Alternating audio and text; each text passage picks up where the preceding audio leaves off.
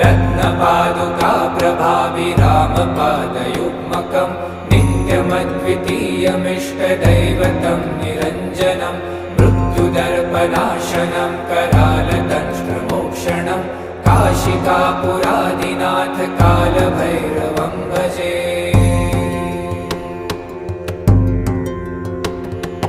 अट्टहासभिन्नपद्मजालकोशसन्ततिं दृष्टिपातनष्टपापजालमुग्रशासनम् अष्टसिद्धिदायकं कपालमालिकाधरं काशिकापुरादिनाथ कालभैरवं भजे।